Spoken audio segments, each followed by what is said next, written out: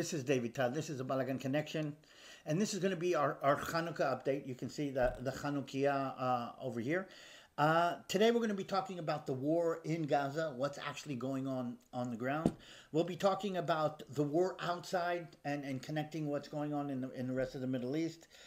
We'll talk a little bit about the war that's going across the world, the war against the Jews, the war on truth, the whole anti-Semitic wave that is kind of flooding the world as we speak right now. We'll talk about what's going to happen at the end, meaning who's going to be in control of Gaza, what Israel thinks, and what America is actually maneuvering. And there's a serious problem that we need to talk about that. We'll talk about these. These are my dog tags that actually are connected to the story of the hostages that are still in Gaza. And in the end, we'll talk about how all of this connects to Hanukkah and light the Hanukkah candles. So stay with me and let's see if we can get into what's going on. We're more than 2 months into this battle, and Israel is deep inside the Gaza Strip, actually cleaning out the main bases of the Hamas in the Gaza Strip. In the north, you're going to hear names like Jabalia or Sajaiya, which are refugee camps in the northern part that sat outside of the city of Gaza. The city of Gaza is more or less under Israeli control. We're mopping up in Jabalia right now and uncovering huge amounts of weapons and resources inside the tunnels. But the war has moved to the southern part, to the area of Khan Yunis, which is a little bit further to the south. It is the main base, the main center of the Hamas in the Gaza Strip. And basically, the feeling is that Khan Yunis is now surrounded and that the main leadership and the main amount of Hamas fighters are in Khan Yunis, and that's going to be more or less the last stand. Israel is hoping that the enemy will understand and surrender, and that will be over. But if they fight to the last, then we're going to have to kind of take that out. Israel is trying to push in more humanitarian aid as of now, but it's the Hamas that is stopping the humanitarian aid from reaching the people that it needs to reach, and the whole government is, the whole kind of leadership in there has actually kind of fallen apart. The Hamas actually is actually taking as much as it can of the aid, and there are starting to be, we're hearing kind of rumblings and complaints from the people in Gaza that are complaining that the Hamas is taking all of the aids and sending it underground to the fighters, and the people who need this humanitarian aid are not getting it. We have seen them fighting out of UNRWA, United Nations schools. We've seen them fighting out of mosques, and this is the fight that's going on. I'm kind of guesstimating that in the near future, Khan Yunis will be taken. Hopefully that the Hamas leadership will surrender by then, and we can start thinking about what's going to happen afterward. On the other fronts, relative quiet. Now, I'm not saying it's quiet, because on the north, the Hezbollah has fired anti-tank missiles into Israel. From Lebanon has fired actually long-range missiles from the Syrian side. Israel is very, very careful to retaliate and shoot back at whoever shoots at us. But as of now, it feels like the match hasn't lit the powder keg of the north, and deeply indicative that Iran has decided not to waste the Hezbollah on this war. And so far, that is the situation, though it could spark off in any moment. On the south, way down into south, if you're looking at the Red Sea, and if you open up a map, you can see the Red Sea kind of ends up in this bottleneck. Down there are the Yemenites, actually the Houthim, which are a pro-Iranian proxy, have overtaken Yemen, and they are actually threatening Israel long range. They shot a couple of missiles at us and are threatening Israeli shipping going through that narrow bottleneck that you see on the south. That might turn into something a little bit more complicated, because the world cannot allow a major shipping lane. I think something like 30% of all the cargo shipping in the world goes through that very kind of narrow way, and if you have pro-Iranian proxies holding missiles, aiming missiles at international shipping, that's going to be a problem. So we're waiting to see how that works out, but it still hasn't turned into this full-fledged war that everybody was talking about, and the Hamas was actually hoping that would come together. And now we're talking about what happens afterward. And the what happens afterward is a major issue because nobody wants to take control of the Gaza Strip. The Jordanians don't want, the Egyptians don't want the Gaza Strip. They actually had control of the Gaza Strip in the past. Israel doesn't want to rule the Gaza Strip. We do not want that on our shoulders. And it turns out that even the Palestinian Authority, okay, so Gaza is a little strip of land on the corner. You can see it on the map here. The Palestinian Authority is responsible for the West Bank, and most of the Palestinians, they don't like each other. And basically, the Palestinians have one government, two governments, excuse me, one in the Gaza Strip, which is a fundamental Hamas government, and the Palestinian Authority in the West Bank, which are more, how do you say, moderate and actually are having talks with Israel. The United States have decided that they want the Palestinian Authority to take control over the Gaza Strip. The Palestinian Authority is doing everything in its power not to take over control of the Gaza Strip. Nobody really wants control of the Gaza Strip. So I don't have a good answer as of now. What's going to happen the day after the Hamas is actually gone?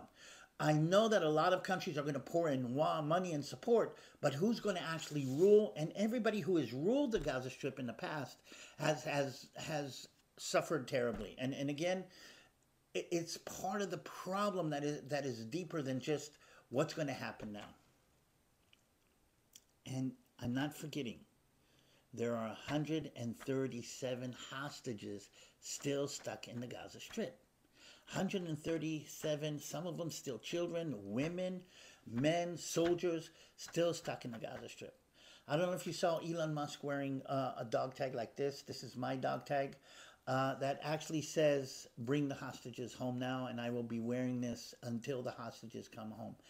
It's inconceivable to us that they are holding 137 people that they climbed over the fence and grabbed in the middle of their morning routine and pulled back into Gaza, and the world is quiet about it. The world is silent about it.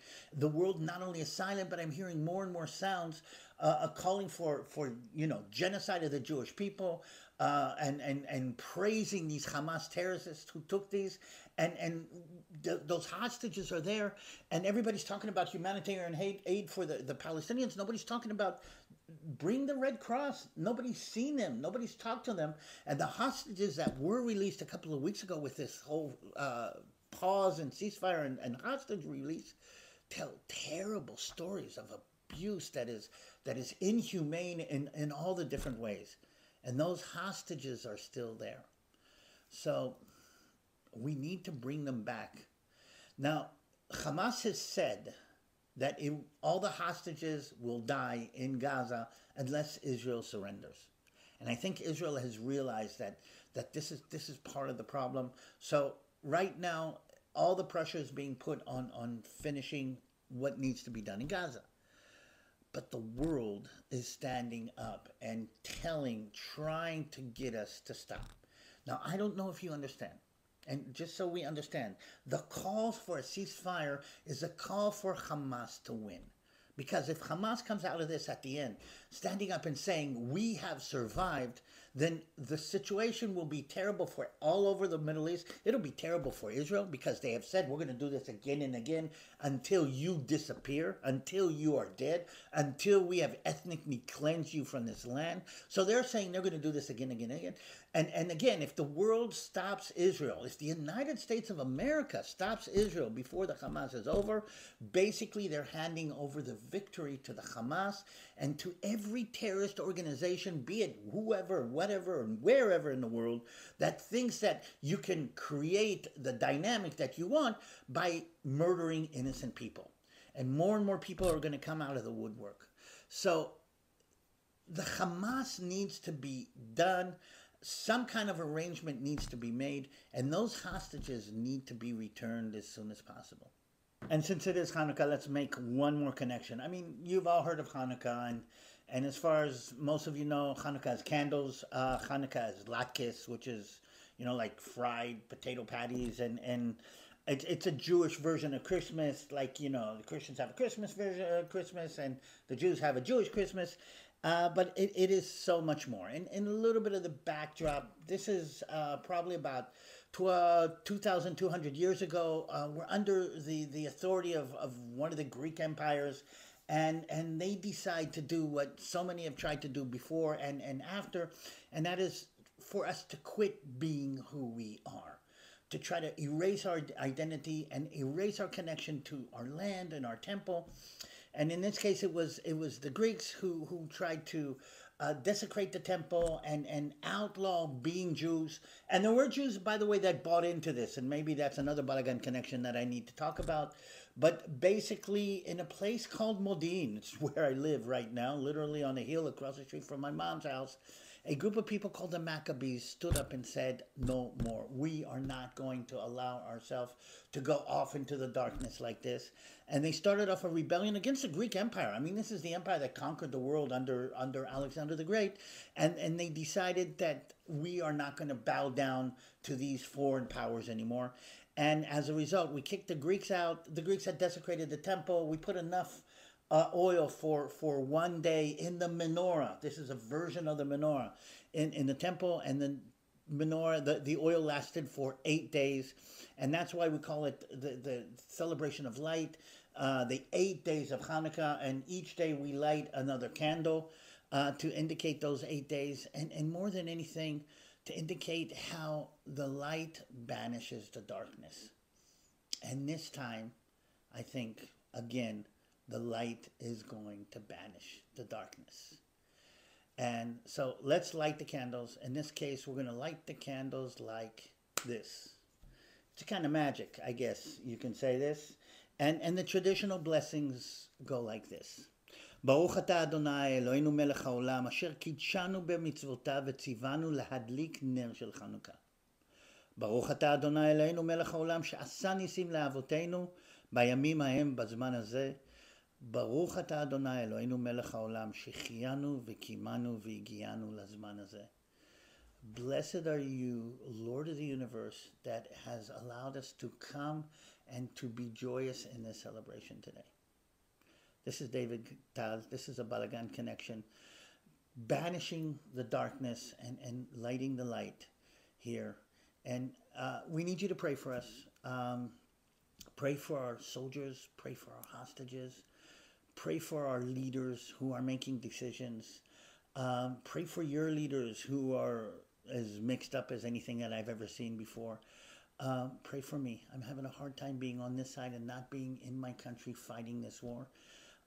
So if you want to leave a comment underneath and say, you know, you're doing the right thing, that would really make it much, much easier. If you want to support what's going on in Israel, we have an organization called Gihon Springs. There's a link here at the bottom of this. You can connect to that, and that supports ministries that are helping the soldiers in Israel. If you want to support the Balagan connection, you can kind of get to there, same thing.